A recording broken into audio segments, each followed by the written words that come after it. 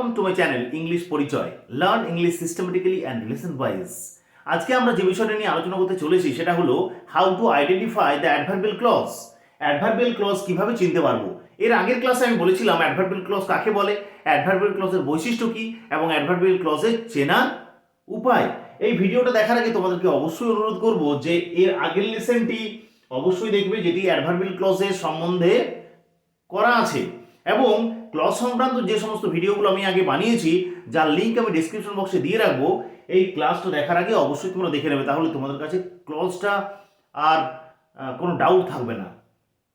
Let's begin. চলো দেখে নেওয়া যাক কতগুলো বাক্য আমি এখানে লিখেছি। যে বাক্যগুলো হলো, তোমাদেরকে এর আগেই বলেছিলাম এই বাক্যগুলো হচ্ছে জটিল বাক্য। জটিল বাক্য কেন?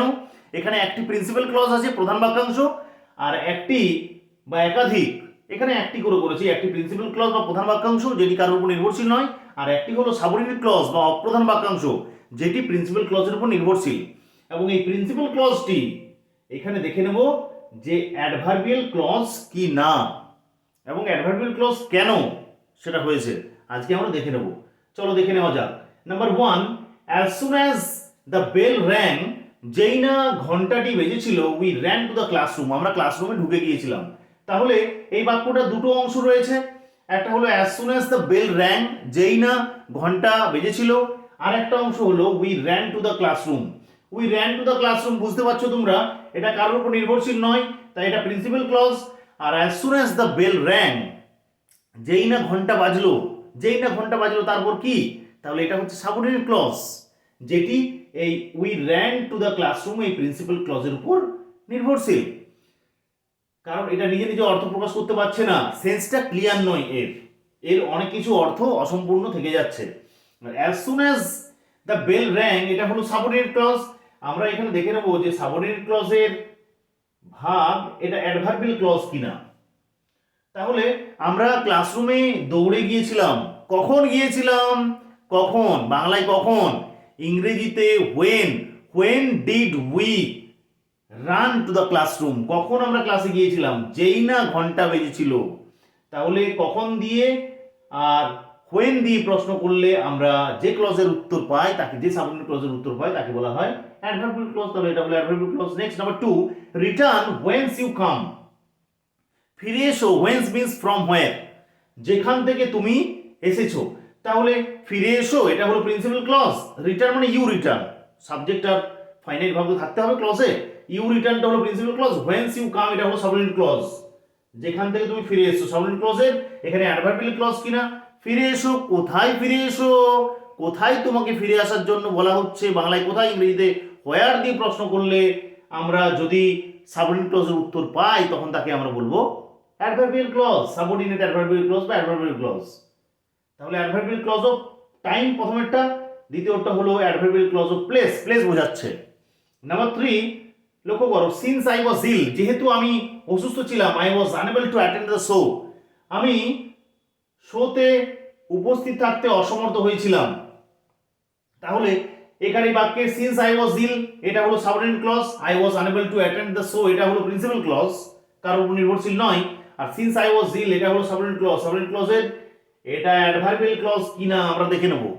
আমি অসমর্থ হয়েছিলাম শোতে যেতে, কেন, why was you unable, why were you unable to attend the show, কেন তুমি শোতে উপস্থিত থাকতে ব্যর্থ হয়েছিলে, অসমর্থ হয়েছিলে, কেন, কারণ, কারণ বা কেন, হোয়াই দিয়ে প্রশ্ন করলে উত্তর পাওয়া যাচ্ছে। তাহলে এটা হলো subordinate clause, subordinate adverbial clause, কারণ এটা কারণ বোঝাচ্ছে, তাই না? তাহলে অ্যাডভার্বিয়াল ক্লজ অফ রিজন বা cause.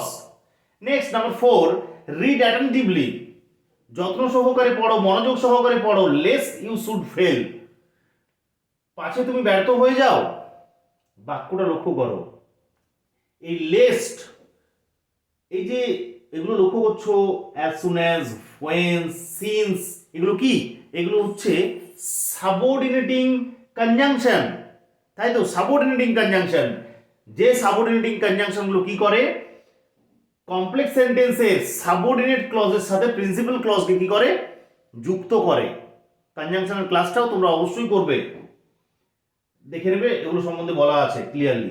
Read attentively lest you should fail, সেটা স্ট্রাকচার লক্ষ্য করো। লেস্ট এর পরে সাবজেক্ট হয়, তারপরে শুড হয়, তারপরে মূল ভার্বের প্রেজেন্ট ফর্ম হয়। এই সেন্টেন্স স্ট্রাকচারগুলো কেন বলছি আমি শিখতে, এই স্ট্রাকচারগুলো যদি তোমরা শেখো তাহলে ইংরেজি খুব সুন্দরভাবে লিখতে পারবে। At the same time you can use them in your day to day English speaking.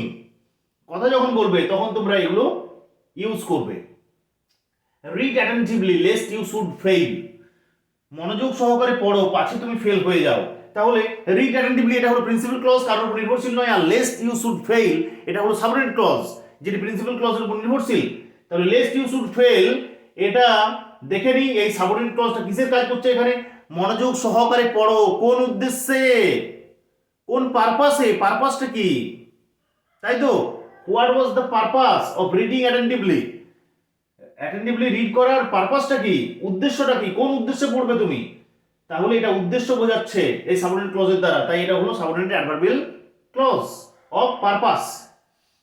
You are such a fool, তুমি এতই বোকা that anyone can cheat you, তোমাকে যে কেউ কি করতে পারে, ঠকাতে পারে।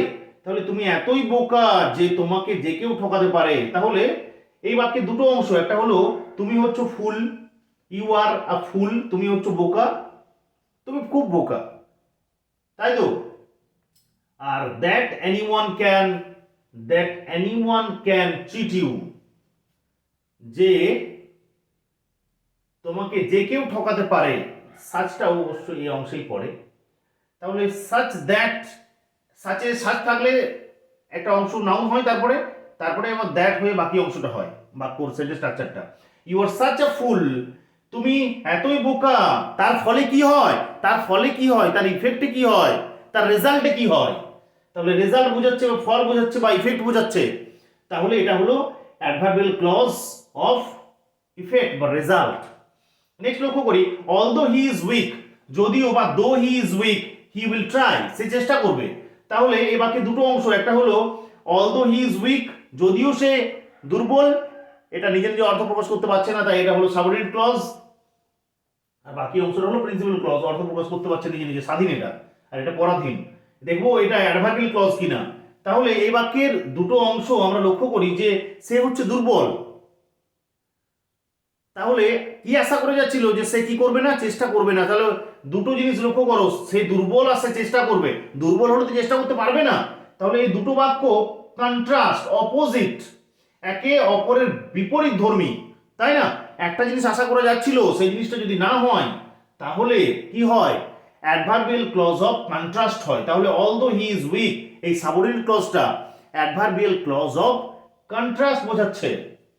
নেক্সট নাম্বার 7 লক্ষ্য করি, do as I tell you, করো যেরকম আমি তোমাকে বলছি। তাহলে করো, ইউ ডু, এটা হলো প্রিন্সিপাল ক্লজ, স্বাধীন বাক্যাংশ।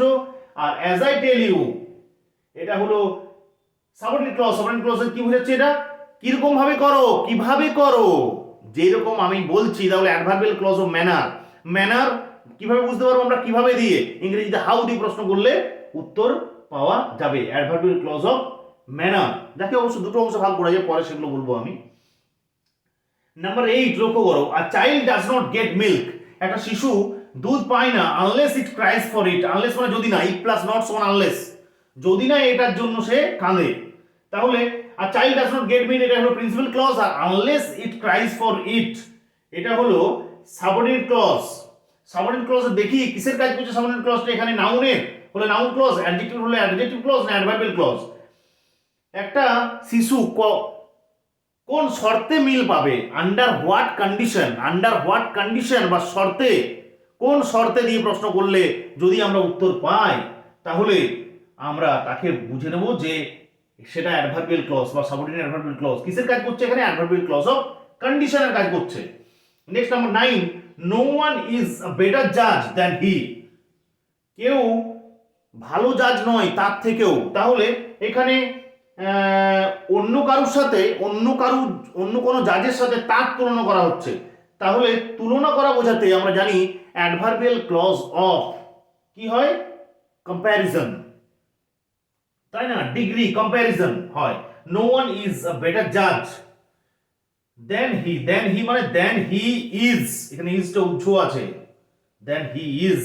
তাহলে দেন হি ইজ এটা হলো সাবঅর্ডিনেট অ্যাডভার্বিয়াল ক্লজ, যার দ্বারা কি করা বোঝাচ্ছে, তুলনা করা বোঝাচ্ছে, কম্প্যারিজন বোঝাচ্ছে।